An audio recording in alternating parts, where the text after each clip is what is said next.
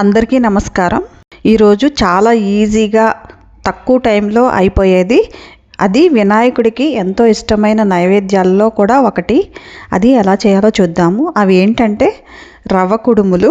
వీటిని కొంతమంది పిండి సగం రవ్వ సగం కూడా తీసుకుని చేస్తారు.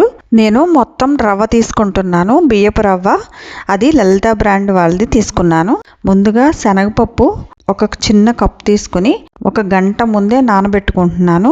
గంట సేపు నానబెట్టుకున్న తర్వాత స్టవ్ వెలిగించి ప్యాన్ పెట్టి ఆయిల్ వేసుకుంటున్నాను.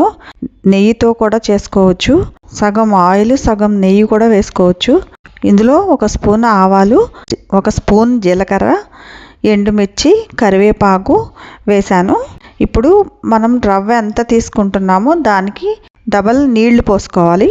ఈ కప్పుతోటి నేను 2 కప్పులు నీళ్లు పోసుకుంటున్నాను. ముందు నానబెట్టుకున్న శనగపప్పు కూడా ఇప్పుడు వేసేస్తున్నాను. కొంచెం సాల్ట్ వేశాను. ఇప్పుడు బాగా మరగాలి, నీళ్లు బాగా మసిలే వరకు ఉండాలి. మసులుతున్నప్పుడు నేను రవ్వ కూడా వేసుకుంటున్నాను.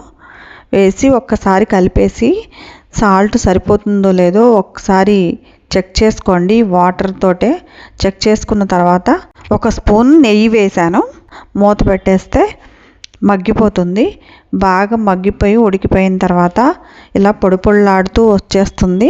అప్పుడు పైన దీన్ని బాగా చల్లారనివ్వాలి.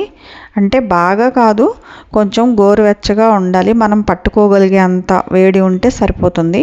కొంచెం కొంచెం తీసుకుని ఇలా చేతితోటి ఉండల్లాగా చేసి పెట్టుకోవడమే.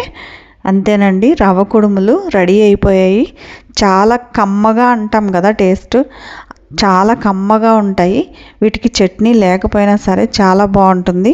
కావాలంటే అల్లం చట్నీతో తింటే కూడా చాలా బాగుంటాయి. ఇలా చేసుకుని నైవేద్యంగా పెట్టుకోవచ్చు. ఈ కుడుముల్ని మీరు ఎలా చేస్తారో కామెంట్స్లో షేర్ చేయండి.